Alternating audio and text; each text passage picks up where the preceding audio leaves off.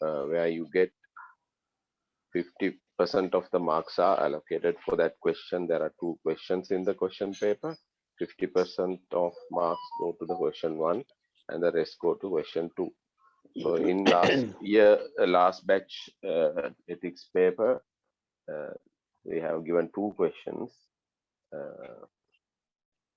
and second question was a case study. So in this case, we have given the case description. You have to it's a very short description in very high level summary. So because you don't have time to read the big text, we have given it very summarized. Here it is about a structural engineer called Engineer A, and he has initiated innovative design concepts in a large commercial building project. Now I am just reading the case. I hope you have already seen this past paper. Have any of you read this past paper before, received this? I hope you have seen this, because it will help you to understand how to answer a question like this. Okay. So I will share this in the so Engineer A is a design engineer, structural design engineer. He has employed new technology, innovative design to for a building project, for a high-rise building. After the building is commissioned and occupied, he finds an omission in his calculation. So after the building is already done and people are working in that building occupied, he finds a omission, meaning there has been a miscalculation or mistake in his calculations. As a result, it could lead to a structural failure under severe wind conditions, especially when you are building high rises in cities. For example, if you are building in coal-face facade, there's a heavy wind coming in from the seaside, and places like Hong Kong, there are hurricanes and tornadoes coming in. So you have to always think about the environmental conditions and build your designs based on those parameters. So in this case, this area is subject to heavy winds, and due to a miscalculation or omission of this design, there is the risk of failure of this structure during heavy winds. The collapse would harm the occupants, meaning the people living in that building, and their immediate surroundings, which is also a heavily built up area, which could cause a domino effect. You know what a domino effect is? When you have seen those small discs placed vertically, and then if you push one, it keeps on collapsing the rest of the domino pieces. So likewise, if this is a very tall building, if it collapses, it will hit the other buildings surrounding, and it will cascade and make a havoc in that area. Not only the people in that building, but many of the surrounding buildings and their occupants will also be harmed if there's a collapse due to this miscalculation and kind of wrong design, right? It's not a wrong design, but it's a mistake. Engineer A informs the architect, the client is the owner of the building, architect is the one who's taking care of the building construction and design, and the city engineer. City engineer is probably a municipal council or engineer responsible for the area management of that built up area. All agree upon remedial construction to correct this error. Everybody agrees, which will rectify the issue and which can be accomplished over the next few months. So it will take few months to do a rectification or do something to correct this error, right? Uh, so to make it strong enough to stand those severe winds. A wind and storm monitoring system and an evacuation plan for the building and surrounding neighborhood has been developed for the time before the construction is complete. So evaluation was done to, usually when you are building a high-rise building, you have to have these environmental monitoring systems, as well as for fire, for wind, if there's a wind prone area, for tornadoes, and also they have to have a evacuation plan complying to the city guidelines, right? Fire evacuation, building damage situation evacuation, or pandemic situation evacuation, or there are riot situation evacuation. So these has to be planned very well in a project, not just one reason, or many reasons. Uh, and the surrounding neighborhood are developed for the time before the construction is complete. So it was done before the construction was done. Uh, that is a fact in the case given to you to read. Okay, next page. Let's go down. Can you go down? Yeah. Both the client and architect, client meaning the owner of the building, and the architect strongly agree that the situation should be kept secret. So then they want to keep it secret because it will probably damage their reputation, and always and also uh, maybe there will be a financial hit, or people will not like to come and rent offices in that big building. So they will, or the rent for the building will go down. So they are not willing to reveal this to the public. With remedial construction is being completed during the evening hours when the building is unoccupied. So they want the correction action to be done during the evening hours when the people go home, when the building is unoccupied, to uh, reduce the disturbance and uh, make it happen at the end. Engineer A is confident that the remedial construction will be completely rectify the structural concerns, that the evacuation plan has a, and there is a, the evacuation plan has a reasonable chance of success. So engineer A thinks that this alternative corrective action will make it make the error right. There will be a proper correction will be done, performed by the proposed remedial construction, and the earlier done evacuation plan also has a good chance of success in case of a disaster situation. That is, if the building collapses during a heavy wind. So there is an engineer B, who is the city engineer, say municipal council engineer, has a concern for the public and the office workers in the building, public and the office workers in the building, and their right to know. So engineer B, the city engineer, thinks the public has a right to know. Yes, obviously they have the right to know, but the architect and client maintain the right is superseded by the consequences of public panic resulting from any notification. So client and the architect says this will make a panic situation, and they want to keep it secret. So that is the case, right? You have to very quickly understand the case, probably write down in a scrap paper the salient points of this case, and then go to the answer. And now question is based on the IESL code of ethics. So most your case studies will be based on IESL code of ethics. We will not ask for anything else, any other codes, right?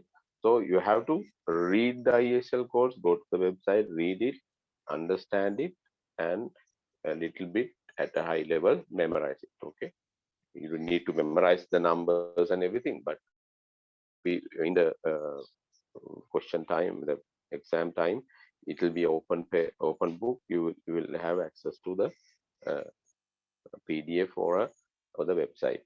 So you don't need to memorize the numbers and whatever, but you need to understand the basics. What are the basics? There are 8 major codes. Under the 8 major codes, there are subcodes. And what are those? You have to briefly understand. Otherwise, it will take time for you to answer and you will miss many things. Okay.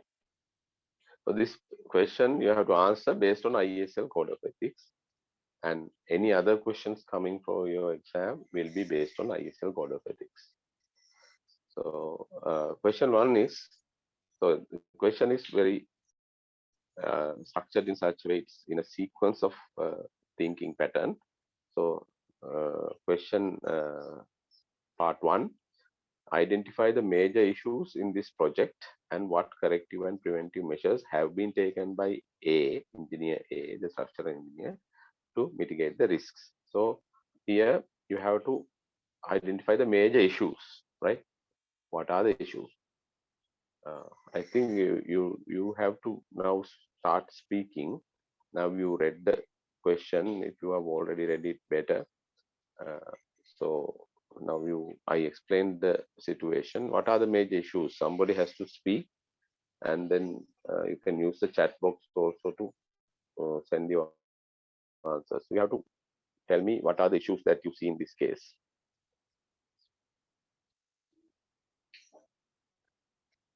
So what I expect is identify each and every issue, write it down. So when you are reading the case, you have to jot it down, and then you have to put it down in proper wording in your answer paper.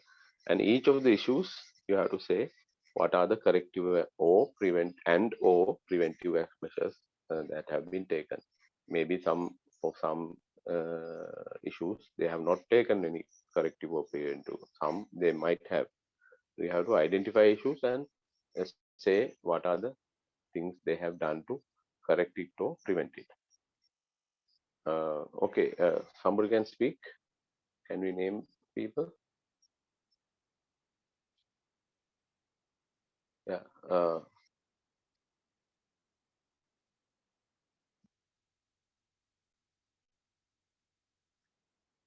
Calculations, right? Structural engineers design, there has been a mistake. So that is an issue. And what are the other issues?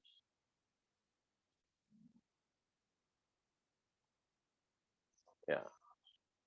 What is identify ethical codes in conflict, right? Now, based on the issues that you identify and the problems that you identify and what they have been doing, you have to now understand what conflicts of ISL Code of Ethics are applicable for each scenario, right?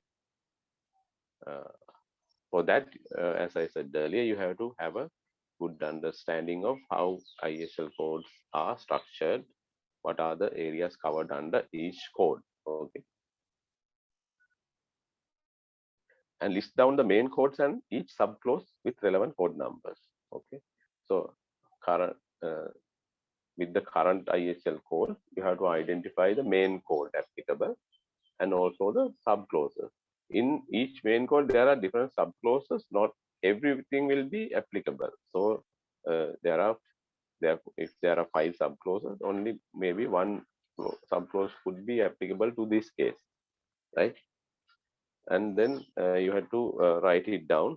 Better that you write down the first few words, number, main code, first few words, and then subcode number under that, and first few words of that code. You don't need to write the whole thing.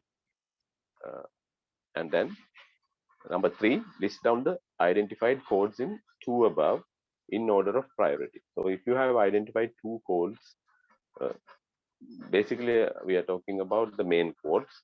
If you have identified 2 main codes relevant to this case, you have to put it in order of priority. Say you have identified 1, 6, and 5, 1, 5, and 6. Probably 6 would be most priority, and 1 would be the second priority, and 5 would be the third priority. So you have to say 6, 1, and 5 in order of priority.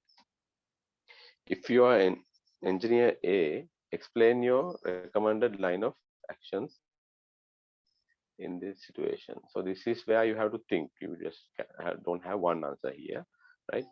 You have to think in the line that we discussed. We discussed several case studies, very simple ones and some elaborate ones. The NSPQ, NSPE case studies we discussed. In that, we explained to you how you should approach, right? Without breaking the law, without making or violating any codes of ethics, how you should manage such a situation. In this fourth part, you need to explain how you would, what you would do, because in the earlier 3 sections, you have identified the problem now, and now prioritize the codes of ethics. Now you have to answer. We have made your life easy with 1, 2, and 3. Only thing, number 4, you have to think on your own and answer based on the knowledge that we have given you during the course. Okay, and also the few case studies that we did. You have to go, if you have missed it, please go back and weave those case studies, very important, and then accordingly you have to answer. Okay, we'll give you the answers. I think you have the answers also there, Ms. Tilaksila. Actually, we don't want to give the answers, I think. Okay. I'll just discuss the four. Nobody's talking, or I don't know whether everybody's switching on their computers and going away. Okay, the results will be reflected in the exam, so you can go ahead. Yeah. Give me a second.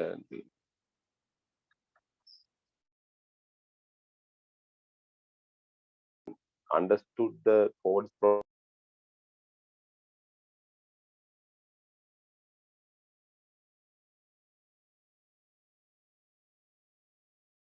in the surrounding environment, and also the public on the streets and in the city.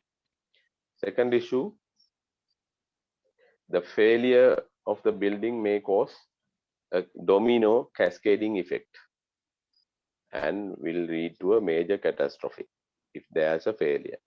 That's another issue. The wind and storm, this monitoring system and the evacuation plan for the building and the surrounding was developed before the construction, so it has not been re-evaluated. That is you are getting some answers in the chat box also now. Yeah. Let me see here. Architect and the client are not being transparent. Exactly, they are not transparent, so that's the main issue. Improper doing of feasibility study before starting the project. Yeah. Well, that is probably not a good answer. They have done design properly, that there can be mistakes in designs. That usually happens in any project, and there has to be revalidation. So we cannot say improper feasibility. They have done a feasibility. They have done a storm and wind analysis, and they have done it before the construction. But after the construction, the issue here is after the construction, it has not been revalidated. So it's not improper, but there's a missing part in it. Okay, so revalidation of the wind and storm monitoring system and evacuation plan is an issue. And also there is an issue, the remedial action will take months, probably 3 to 6 months, right? So they think optimistically 3 months, but it will take a long time, and it will take, make a lot of noise and then people will be inconvenienced because there are already it is occupied. And there is a issue of potential panic of the public if information is revealed. And first answer in the chat box, yeah, there is no transparency. The client and architect don't want it to be revealed to the public. Yeah, very good answer. Thank you. Thank you for the answers, guys. And then the corrective measures taken, yeah, they have identified the remedial action required. So the new design has been proposed to make it correct. Preventive action, carry out the remedial work during the office, after office hours in the evening. Okay, that is a preventive measures. And then assessment of existing wind and monitoring system. They have done it previously to prevent as a preventive action, but further they have to do more to revalidate it. And they have assessed that the evacuation plan has a reasonable chance of success. That is also a preventive action. So these things you have to write down to get the full marks. The corrective action is remedial construction required. Preventive actions to do it in during the after office hours to make it convenient and more safer.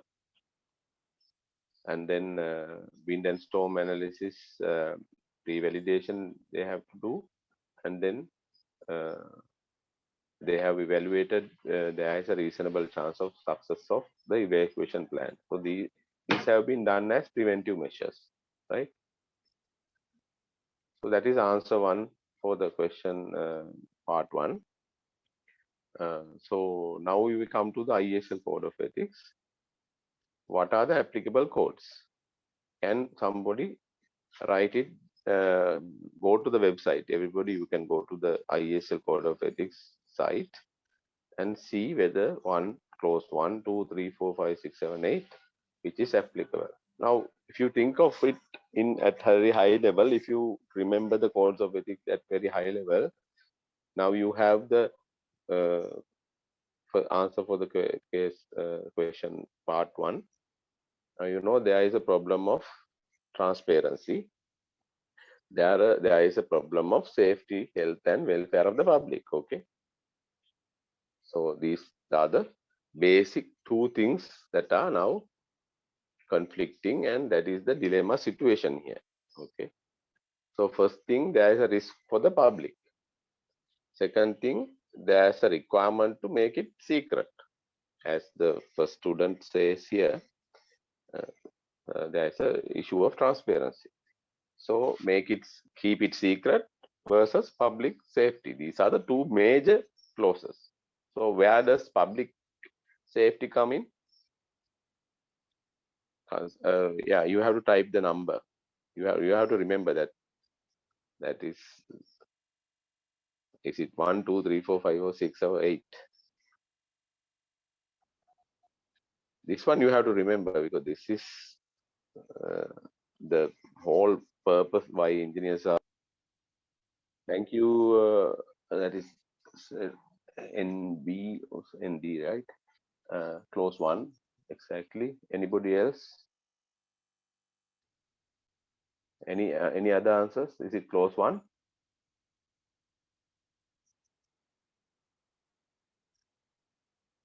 I need at least 2 more answers, please. If it is 1, say 1, or otherwise say 2 or 3, 6, 5. Public safety comes where? 1 or 2 or 3 or 5? Yeah, 1. Very good. I think you got it right. Yeah. So you remember now the 8 out of the 8 codes. Clause 1 is about public safety. So now it's very easy. So in your answer, you have to say, okay, main clause 1. You can write it briefly, but this is an open book. You will be given a PDF or the web access. You can just go there and see it. But if you try to read it for the first time, it will take so much time and you will not be able to complete the answer in time. And so you have to read it beforehand. And under the clause 1, what are the sub-clauses applicable? There are, I think, how many clauses? And ISL Code of Ethics.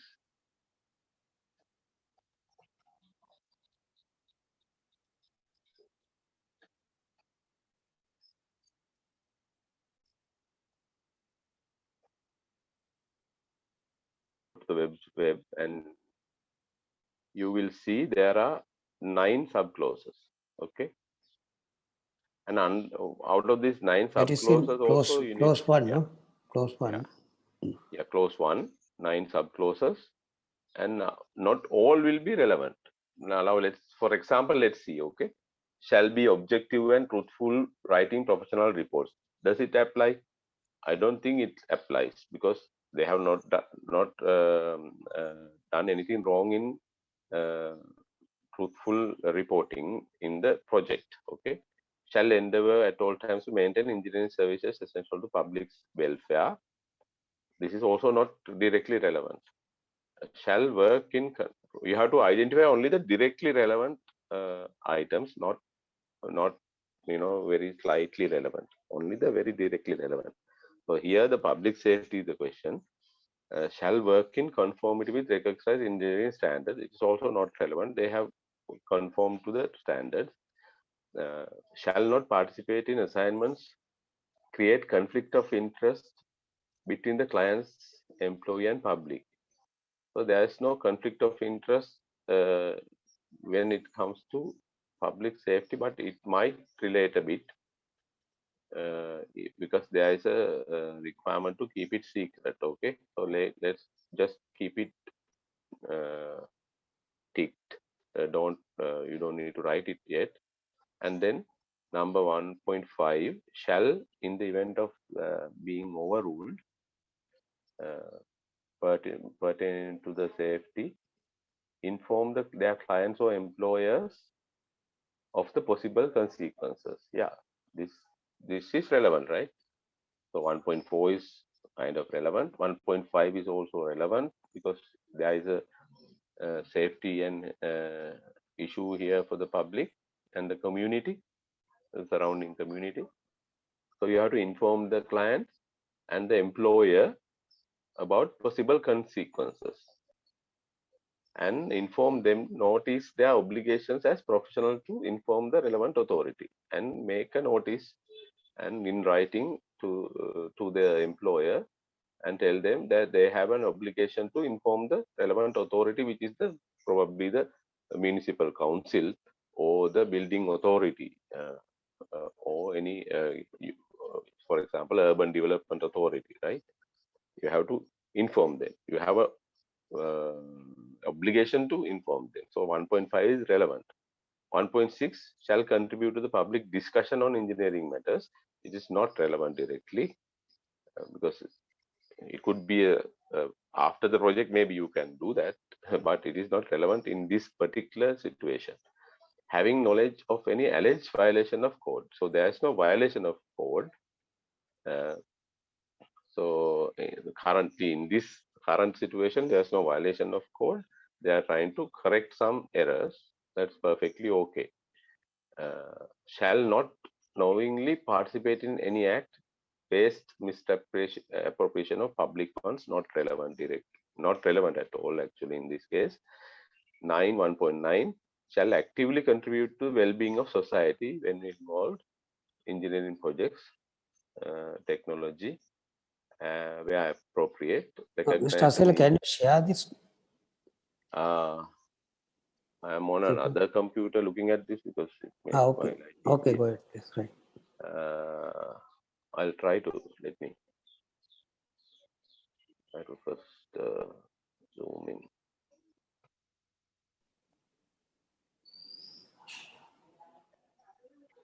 Sorry. No, I think I've shared the wrong one. Got it.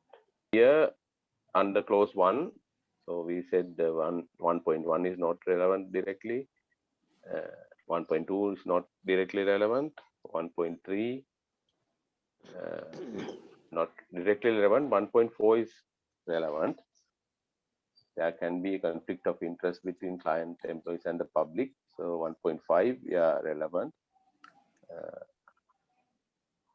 There is kind of a overruling of his requirement to reveal it, but the client wants to keep it secret. It is relevant. Shall contribute to public discussion on engineering matters, not directly relevant. So 1.7, there's no code. There's kind of a code violation, and you have to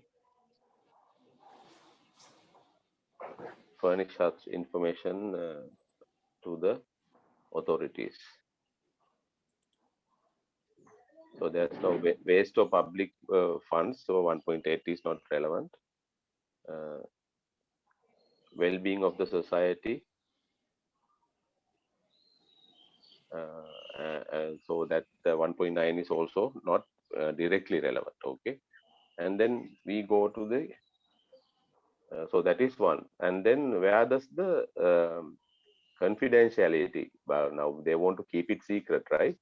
Where does it come in? Let's see where it comes in. Now clause 2 is about what? So it's about professional dignity, right? So here there's no, it's not directly relevant. Professional dignity is not directly relevant to this case. But let's read the subclauses. Shall not involve themselves in business, professional practice, fraudulent or dishonest manner. Shall not associate with other persons to conceal ethical, unethical acts. Shall not continue partnership, improper conduct. Shall promote principle of engagement engineers on merit. So these are not relevant. Okay, so clause 2 we can on the face of it also it's not directly relevant. So because it's about professional dignity, it doesn't directly relate to this case. Clause 3 is about what? This is now this is the revised code of ethics. Earlier this was last. Now it has been brought into the third priority in the ISL code. It's about sustainable engineering, right? Environmental and sustainable development. Sustainable engineering management. So this is also not directly relevant in this case. So we can just keep it. And then clause 4 is about reputation on merit, right? So this is there's no case of merit here, so we don't need to be go in deep into this clause. And then clause 5, engineers shall perform in their areas of competence. So there's no violation of competence here. The structural engineer is a proper qualified engineer, so there's no violation. So you don't need to go deep into it. Clause 6, engineers shall apply skills knowledge in the interest of employer client whom they shall act in professional matters as faithful agents. So act as faithful agents for employer or client. That is what the brief about clause 6. Act faithful agents or trustees for the client or the employer. You have to be, but in that there are many clauses, again 9 subclauses. So it means it's a very important clause. Here the secrecy things come in, the confidentiality thing comes in here, because you have to be faithful to your employer or your client and protect their information. So earlier case study also we discussed this. Let's see 6.1. Shall all times potential conflicts of interest involve engineer himself, they should keep their employers or clients fully informed. So that is relevant, right? They have to, because there is a concern of public safety, and you have to, and there's, if you do not reveal it to the proper authorities, there is a conflict of interest.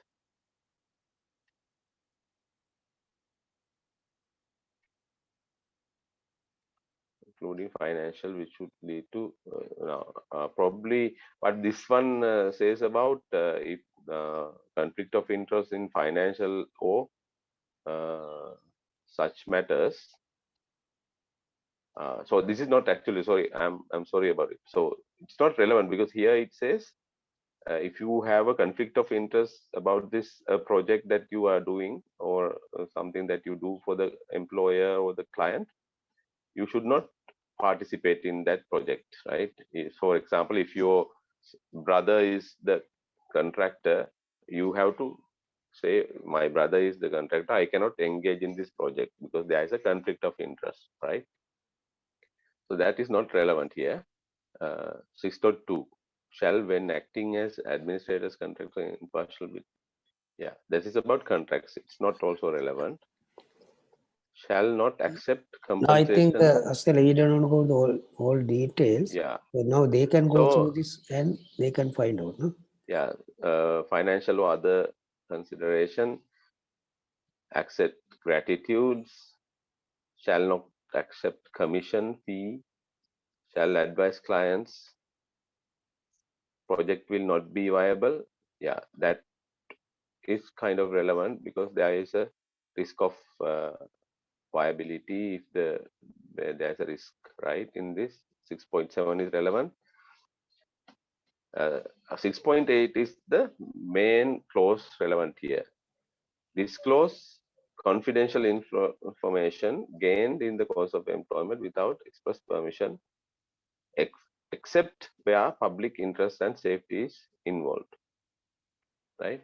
So this is quite relevant when it comes to keeping the information that you know of the project as secret as the client and the architect wants, right?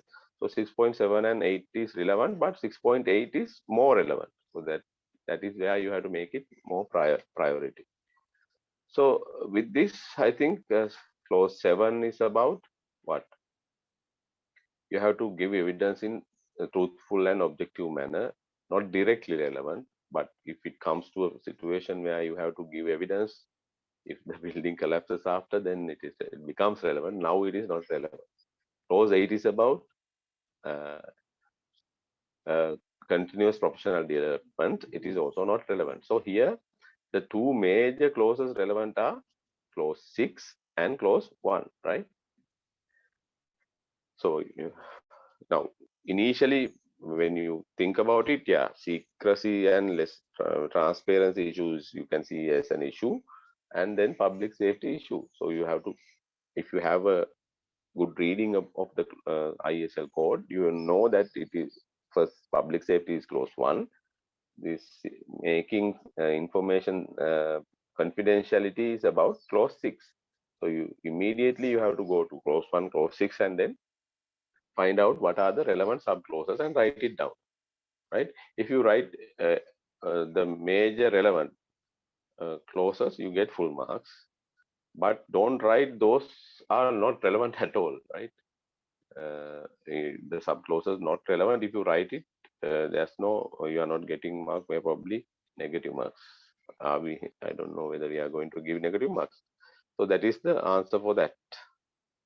And then we can go back to the question. Yeah, first, please unshare everyone. Yeah. I also have that. I can share it if you.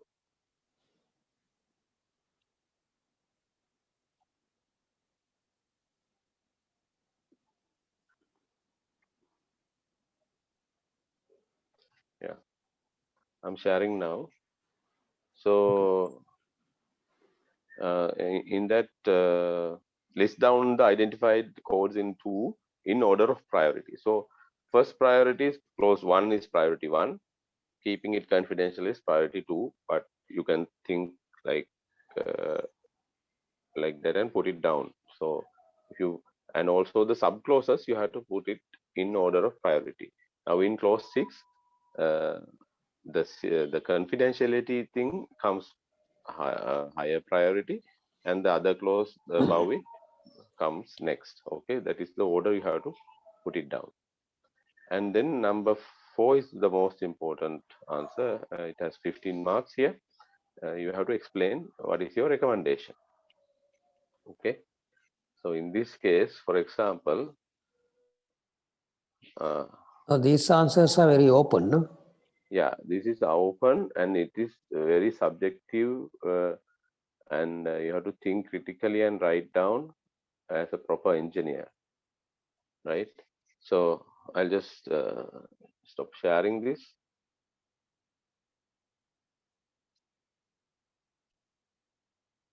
And then tell you what I would write and what I would expect from the students to write, right? So this situation has to be managed in order to ensure the first thing, safety and safety of the public,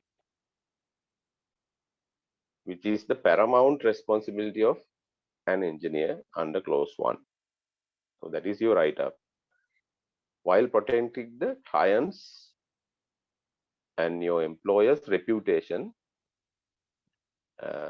and secrets, so that you keep the internal information confidential under code number 6, right? That is should be your starting phrase. That kind of basic statement you can make.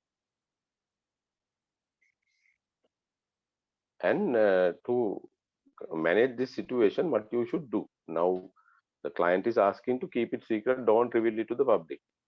And then on the public safety side, there are issues, there are some things to be done, and what you have to tell them is, tell in this answer is what you should do to make the client understand and make proper revelations, and what you should meanwhile do to protect the public during the remedial construction.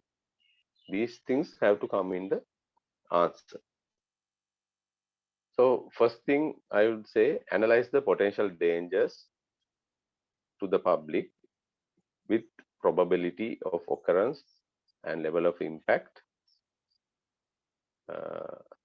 for the public in the building and also surrounding. So do a proper analysis, right, of the dangers for the public.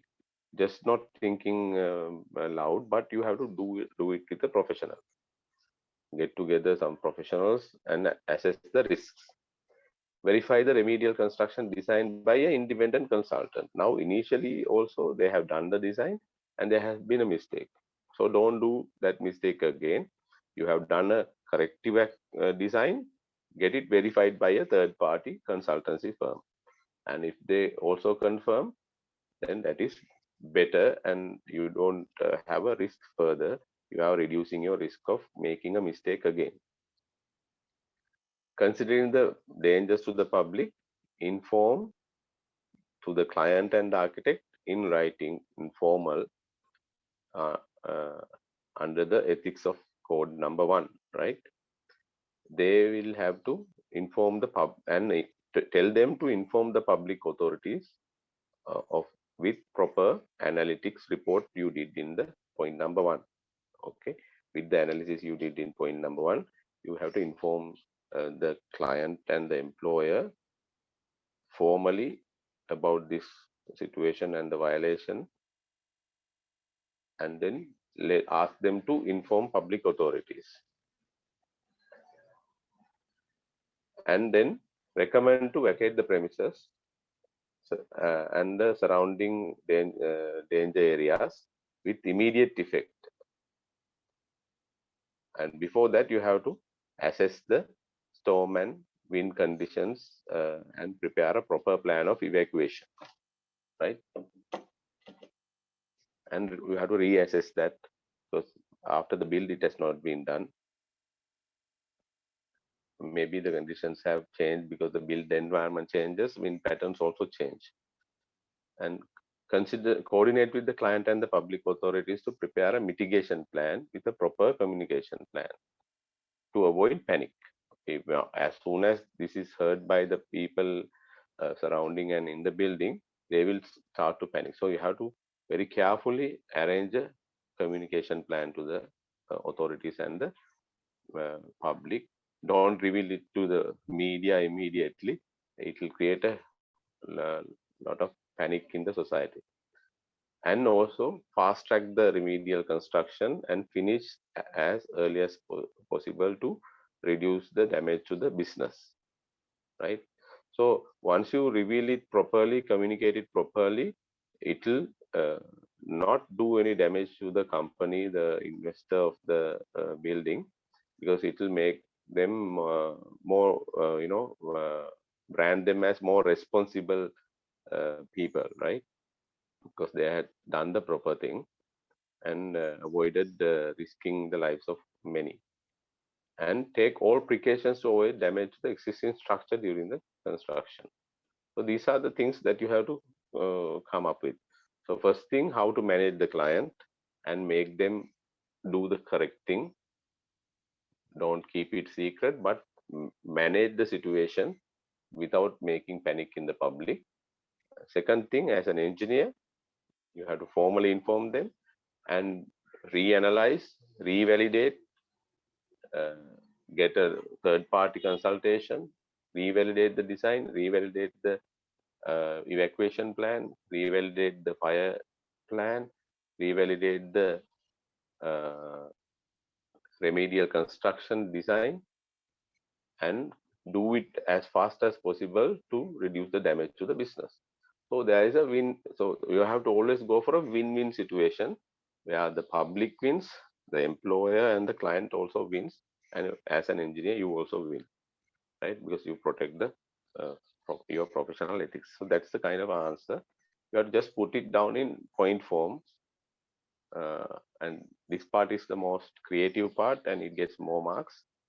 Uh, the first few parts help you to structure your answer on the number 4, section number 4, question number 4 of this main question. So that's it for the answer. That is what we expect from you if you get a case study like this.